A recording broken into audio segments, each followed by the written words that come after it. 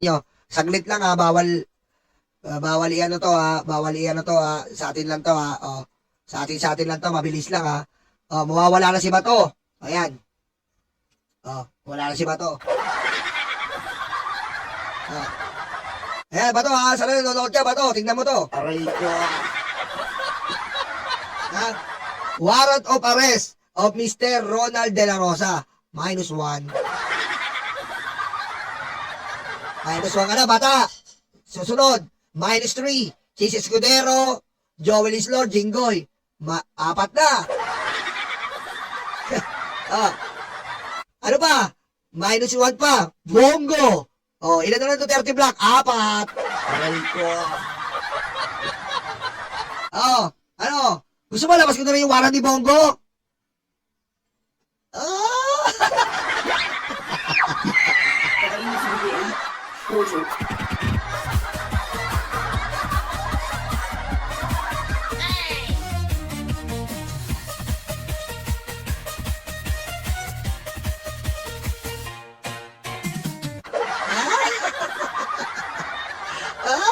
Kinakabahan yung mga DDS, oh. Ano mo, boss, ako nakukuha yan. Ha, mga DDS, saan ko nakukuha yan? Ano? Di ba? Putik yung di ombudsman. Kami lang meron yan. Ha?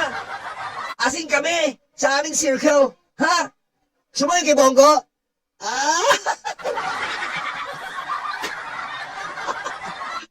mamaya tayo papayak. Di pinangalanan sa dokumento.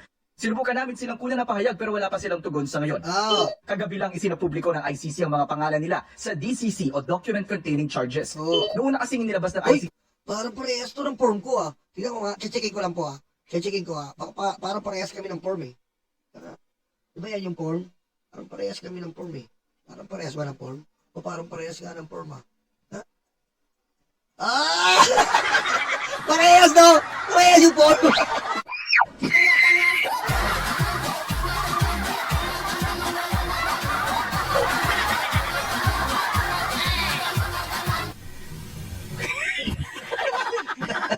Parehas kami ng form mo. Eto, tsaka to, parehas ba? Oo, parehas! Parehas ba? Parehas yung form ko tsaka form na na. Parehas nga. Parehas. Parehas sakit to. Aray, mga DDS, ang sakit nito.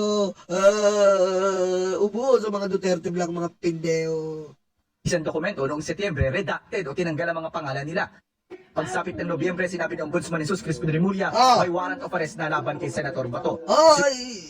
Ombudsman kasi, sorry napakita ko na eh. Kasi ano naman dito, wala akong tinatago dito sa mga subscriber ko eh. Aray ko.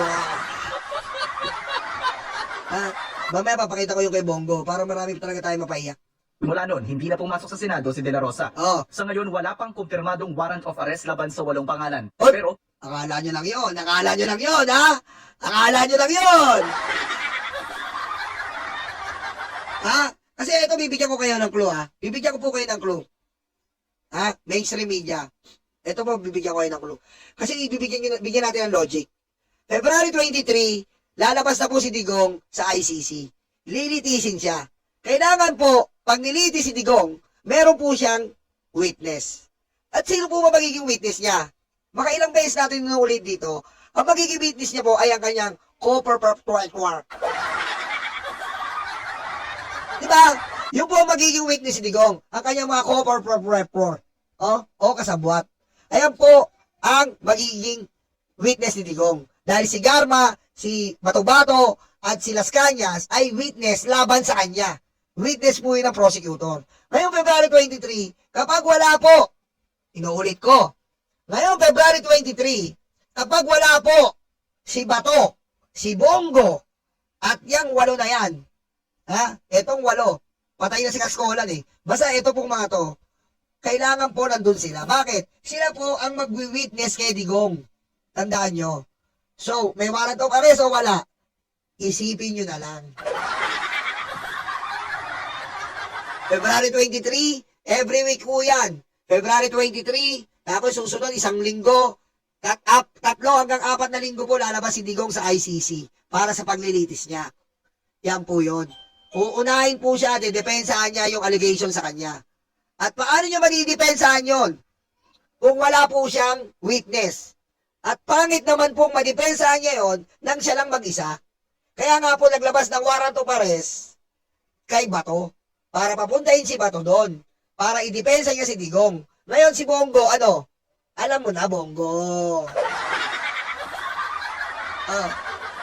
So, kapag hindi kayo talaga nagpunta doon, automatic si Digong po ay magpupunta sa garapon. Doon na mamamatay si Digong at sana nga. Sana nga. Yan na. Ayan na po yan. Kapag walang si Bato, kapag walang Bongo or wala tong mga to, wala pong mag-witness kay Digong at kung walang mag-witness, makita ng ICC yan, mahina po ang magiging depensa ni Digong. Mahina po. Yung abogado niyang si Kapman nalilito na kung paano gagawin. Hindi niya alam kung ano na ang kanyang strategy. Dahil wala po talaga. Puro kabubuan na lang ginagawa ni Kapman. Pinapadisqualify niya po yung mga abogado. Pinapadisqualify yung mga judge. Ganun na lang. Tinetechnical na lang. Wala na pong kwenta. Hindi po ganun doon. Hindi po galawang divisoria doon. Technically mo yung judge. Technically mo yung abogado. Mababang level yun. Hindi iniintindi yun. Kaya nga puro basura ang ina-resolution ni Kapman o counter ni Kapman. Puro basura. Kasi hindi na pwede mga technical doon. Ang pag-uusapan doon ay patayang ginawa mo. Yuki Sawaki, thank you Yuki Sawaki. So, hanggang nagtatago si Bato, at ngayon, ang balita natin, ay sa ating mga itim na kuyukot, magtatago na rin si Bongo, hanggang magtago kayo, hanggang magtago kayo na magtago, lalo yung dinidiin si Digong. May warrant of arrest si Bongo. Mamaya. Aray ko. Posible rin naman silang maaresto, sabi ng isa sa mga abogado ng mga biktima ng war on drugs. Sa ngayon, wala tayong alam. Pero pwede rin meron na, kaya nga nagtatago. Pero ang iintayin po natin ay signed issued warrant of Saka si abogado mismo, hindi niya alam may warrant of arrest si Bato, kaya nagtatago. Swerte nyo. Swerte nyo napakaswerte nyo. Aray ko. Ngayon, sasabihin ni Torion sa atin, Hoy Yolo, seryoso ka ba sa warrant of arrest na ni Batong yan? Alamin nyo!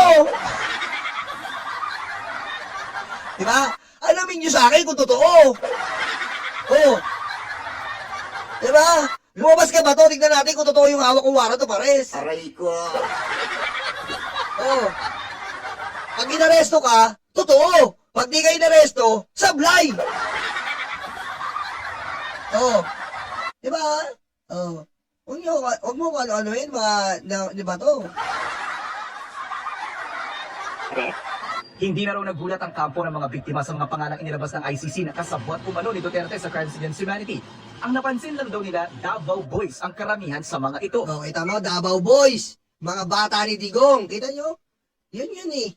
Yun. Totoo lahat yun nakita natin at napanood sa Quadcom. Ibig sabihin talaga, mahigpit ang koneksyon doon sa Davao Death Squad killings na ipinaparatang from 2011 to 2016. Tapos, in-implement nila nationwide from 2016 to 2019. Ito ay mga pulis, Davao, na ibinato sa iba't ibang unit. Pinilit siguraduhin or in-ensure na may impunity. Na hindi lang yung paggagawa ng krimen, ang Davao Boys, kundi yung dapat mag-iimbestiga ng krimen. Tsaka Bongo, ba't ka umaangal ngayon, Bongo? Anong feeling mo, First Lady ka? Feeling yata ni Bongo, First Lady siya ni Digong, wala daw siya kinalaman. Ano ka, First Lady? Malandi ka?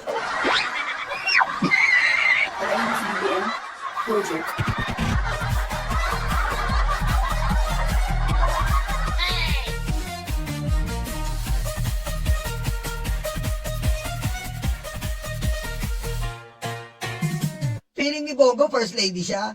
Akala yata nito, mabibilog pa tayo netong hayop na to. Anong ginawa mo? Ibig mo sabihin, nalaglag mo si Digong na hindi mo alam yung ginagawa niyang patayan? Hindi mo alam? Gaganong ka? Tanga ka ba? Ano nga? Sino mag-iisip nun? Kulang na nga lang magtirahan kayo sa pet ni Digong sa sobrang close nyo? Yung sabihin, yung pagpapatay niya ng hindi ka kasama? Hindi mo alam yung mga inuutos ni Digong pagpapatay? Kulang na nga lang magtirahan kayo sa puwet. Davao Boy din. Kaya may NBI, meron pong PIDEA, merong Secretary of Justice. Naging Davao City Police Chief sina De La Rosa, Danao at La Peña. Wala naman sa Davao Regional Police Office si Cascolan, habang si Giran Davao Regional Director ng NBI. Tingnan mo, Si Go puro Davao to. Puro Davao. Lahat nung nautusang pulis, puro Davao. Oh. Meron pa si yung yun? Sino ba yun? Yung naulian ni Abalos ng droga. Yung naulian ni Abalos ng droga sa Tondo. O yung pa, tiga Davao din yun. Kalimutan ko yung pangalan nun. Yung tinatransfer nila tinatransfer nila yung droga para masabing maraming droga sa Pilipinas. Yung pala, lang nila, for optics lang ni Digong, taning ebidensya lang. Kalimutan ko yung pangalan eh. O, si Mayo. Ayan thank you, Luz. Thank you. Thank you, Abe. O, si Mayo. Tiga Davao din. Pagkatapos utusan ni Digong, pinabalik sa Davao. O, galing Davao, pinutusan dito. Nagtanim ng droga dito para alertuin ang buong Pilipinas. O, alertuin. O, yan mga kasabwat. O, Bongo. long-time aide at assistant ni Duterte. O, long time aid ka, Bongo. Wag kang mati-arte. Peste ka.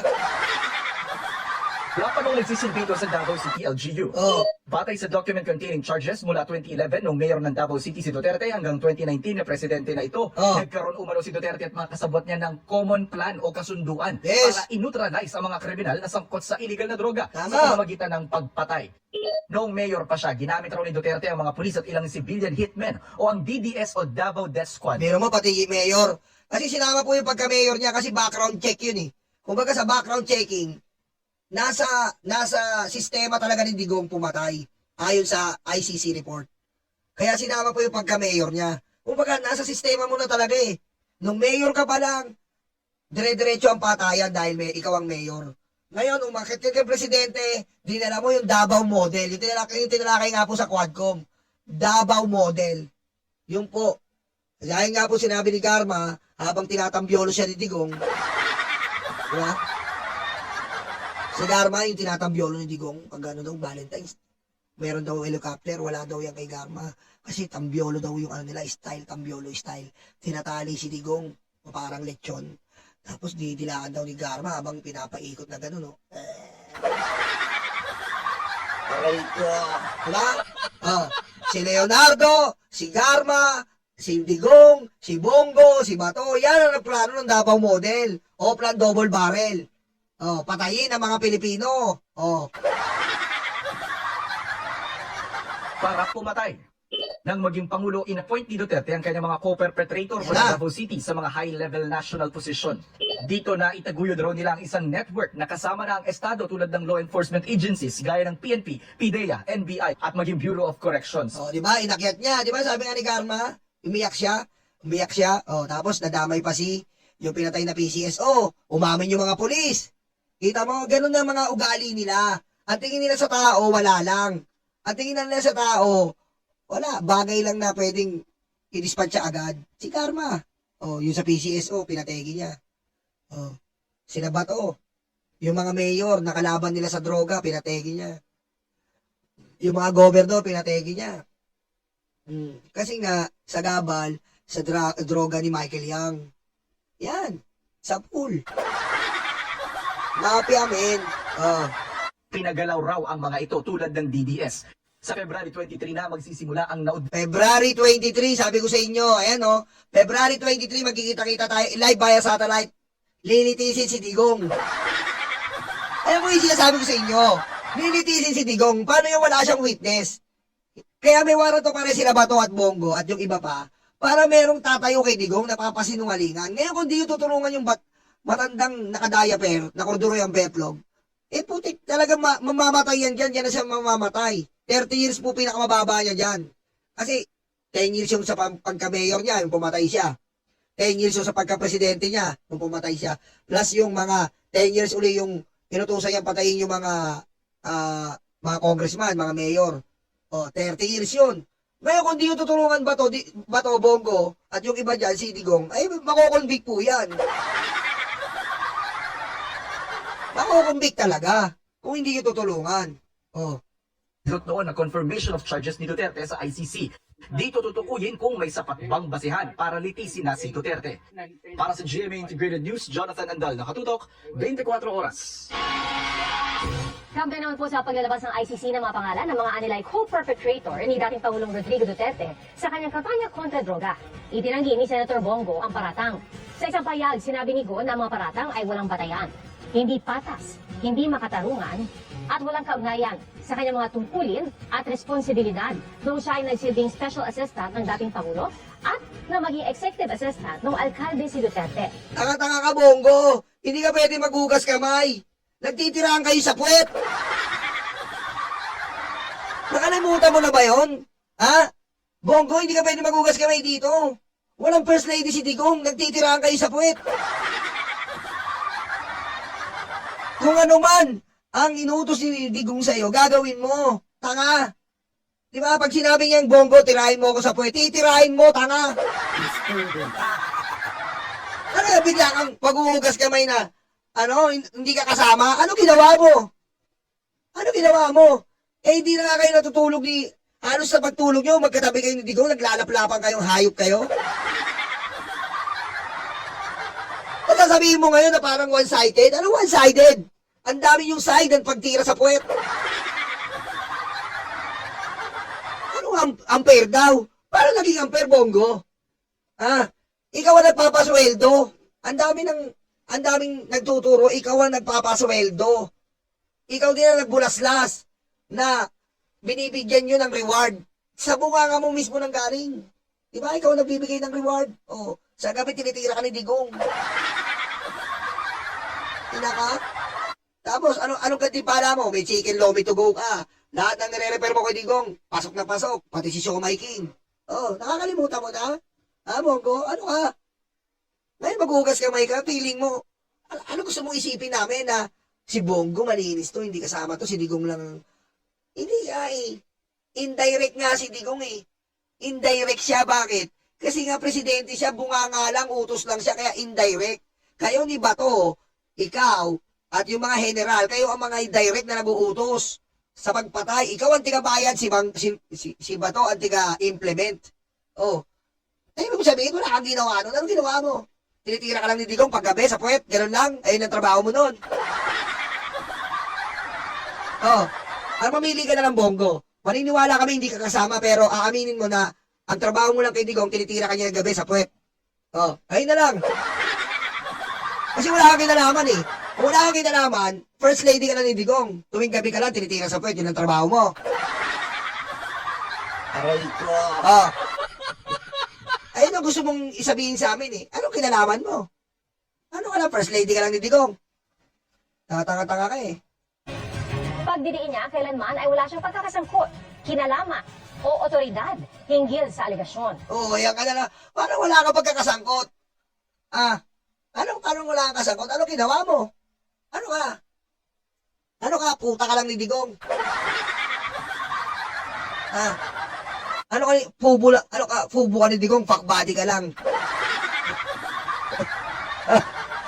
Gusto yata isipin ni Bongo, fuck body lang siya ni Digong. Sa gabi, titirahan sila. Ganun lang ang trabaho mo. Yung katawan mo lang. Tanga. Malinang daw na tinukoy siya sa dokumento bilang Chief of the Presidential Management Staff dahil hindi naman daw niya nahawakan ang posisyong ito. Alam daw ng kanyang mga kababayan na ginawa lang niya ang kanyang trabaho na naayon sa batas ng tao at sa batas ng Diyos. Mananatili raw siyang nakatuon sa paglilingkod sa sambayanan. At patuloy pa rin po namin kinukunan ng pahayag ang iba pang pinangalanan ng prosekusyon ng International Criminal Court pero wala pa po silang tugon sa ngayon. Naghain ng petisyon sa Korte Suprema. Oh, ayan. Oh. Ano? Bongo. Exciting po ito. Sa Lunes po, pag wala si Bongo, ituring nyo ng karton. Wala na po.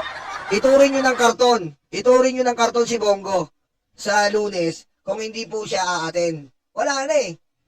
Wala na eh. Ang gusto ni Bongo, maniwala tayo, paano wala siyang kasalanan? Bongo, mahirap gawin yun, tanga. Mahirap gawin yung pinapagawa mo na wala kang kasalanan, eh, ikaw ang pinakakanang kamay ng demonyo. Nandun ka mismo. Siraulo ka pala eh. Oh. Tapos kaya maghuhugas kamay ka? Sino maniniwala sa'yo? Loko-loko! Oh. At hindi ko muna po, pasensya na po, may hold muna natin ang warrant of arrest ni Bongo. Pasensya na po. Hold muna na po natin. I-hold ko lang po to. Dito muna ang warrant of arrest ni Bongo. Kasi baka naman magalit na sa atin yung mga ano yan. Naunahan pa natin yung mainstream media. Saka ako na iano. Antayin natin yung Lunes. Antayin natin next week. Baka doon na lang natin ipakita next week. Okay? Ha? Baka next week na natin ipakita yung...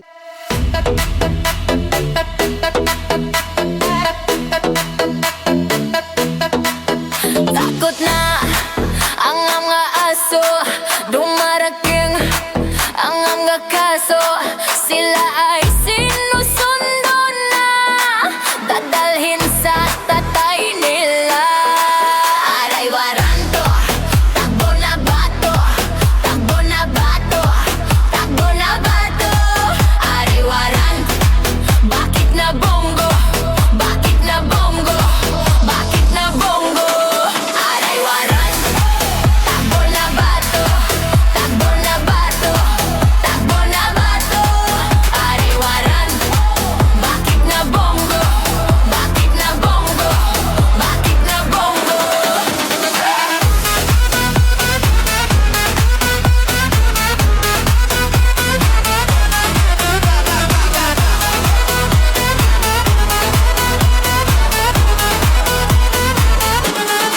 Sabi ni Lord, huwag masama, pero sila ay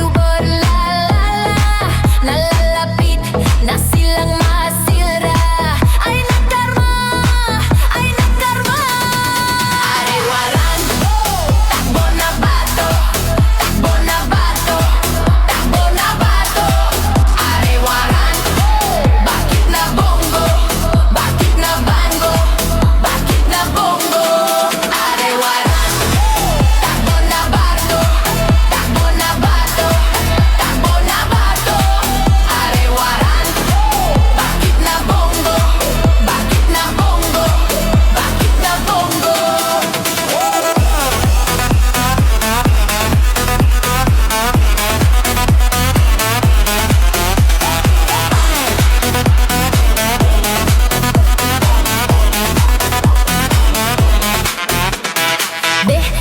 Utakluga, stanga-tanga, utakluga, stanga-tanga, utakluga, stanga-tanga, utakluga, stanga-tanga.